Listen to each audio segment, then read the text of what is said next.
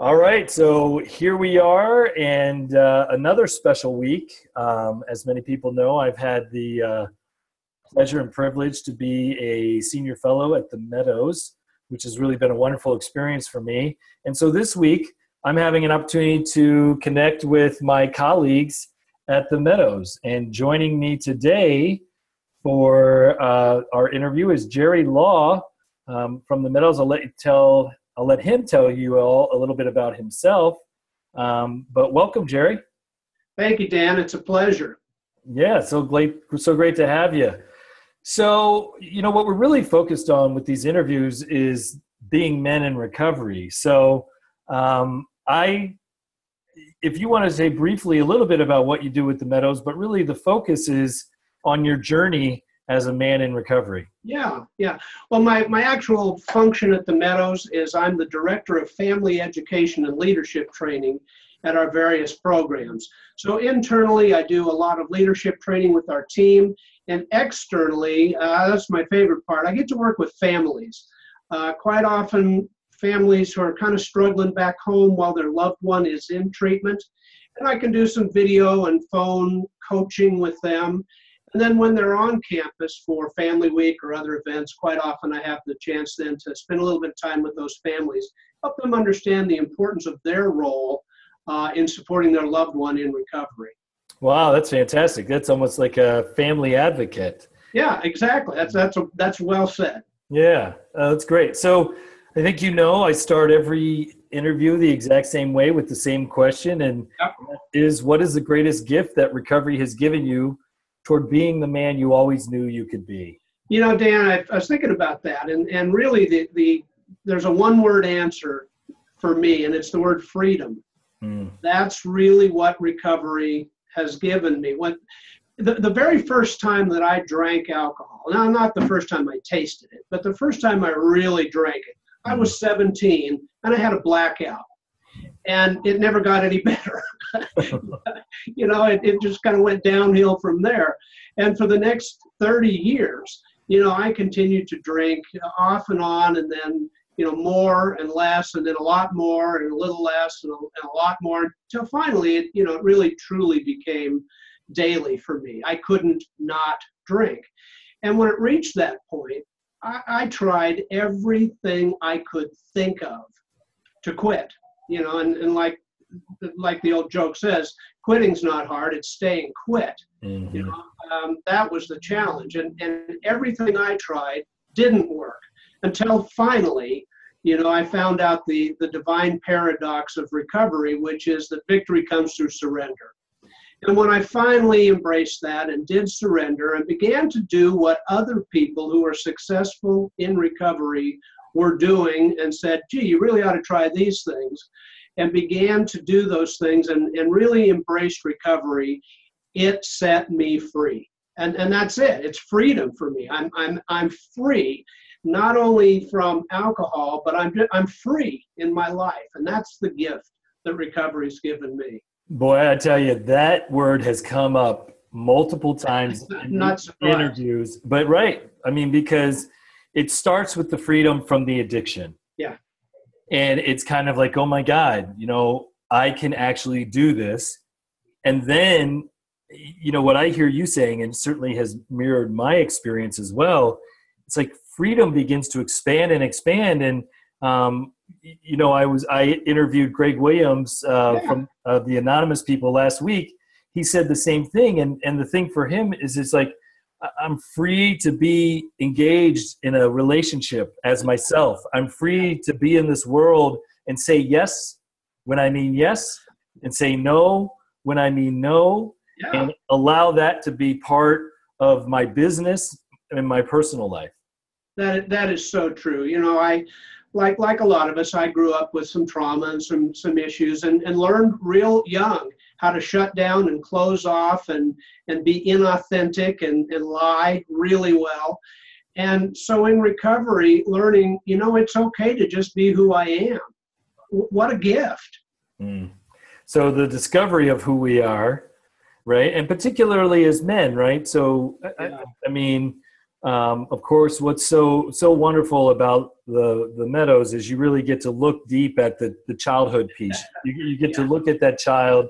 You get to look at the artifice of an adult that we've created, as well as that authentic adult.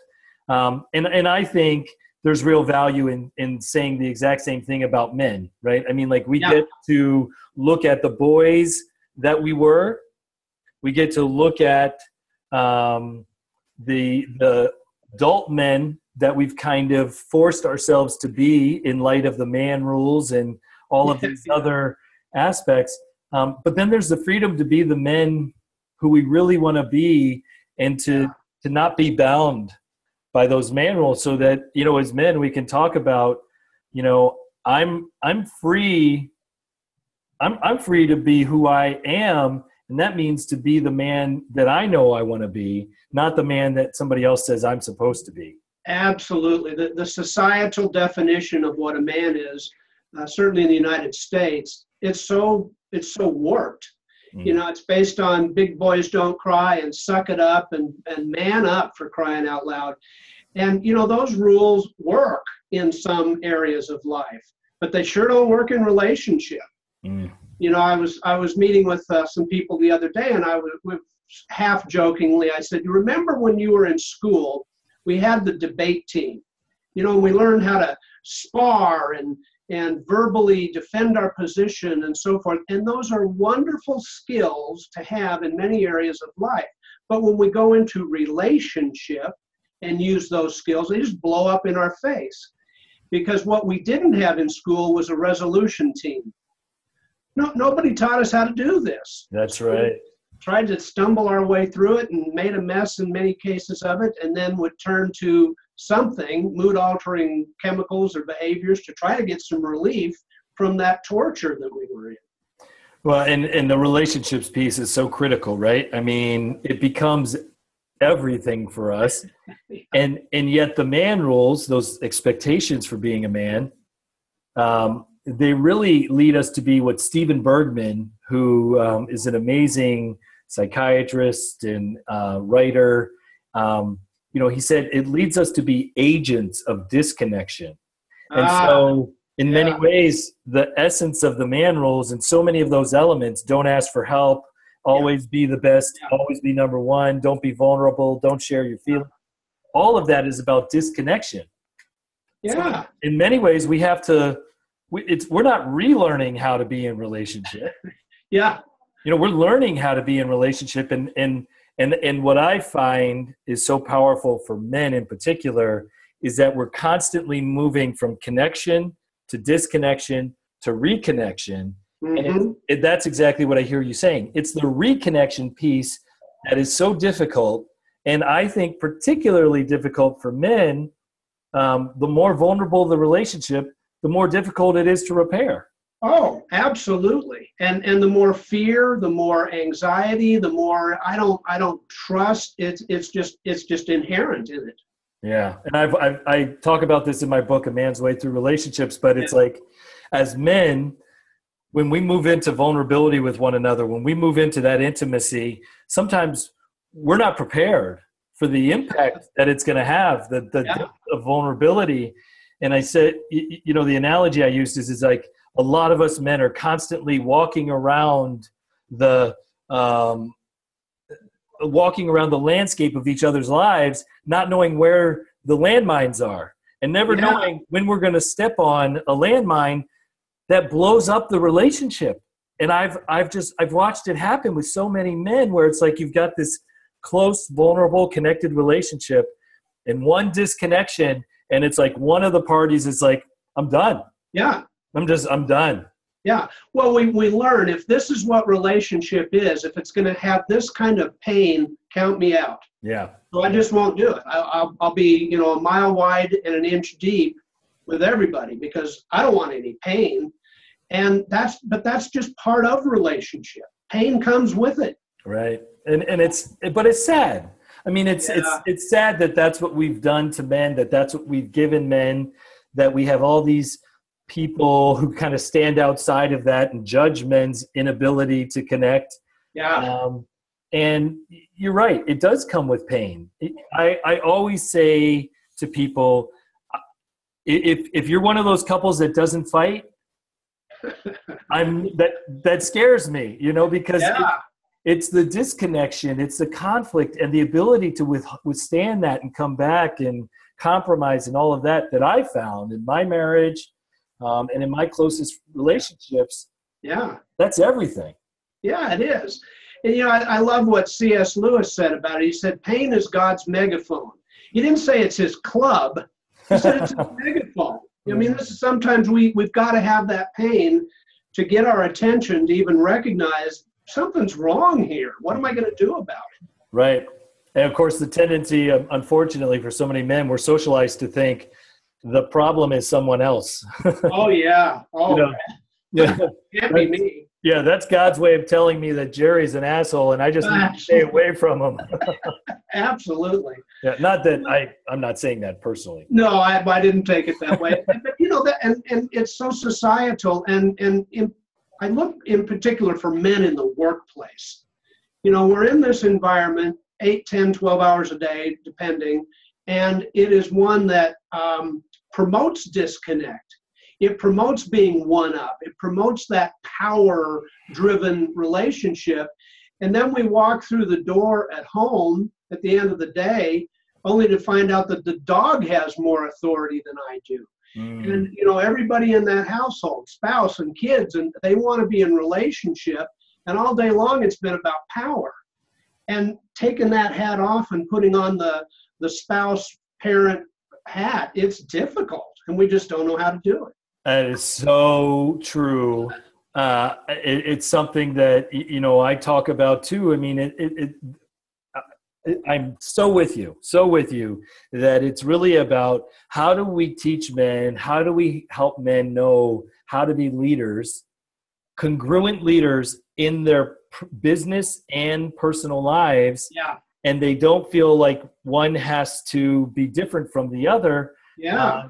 And so men in business can be more vulnerable, can share power, and men at home can actually bring some of the business practices too. It doesn't have to be about vulnerability and softness, but it can also be about hey, I'd like to share this experience and share this power, so to speak, of the family with you. So let's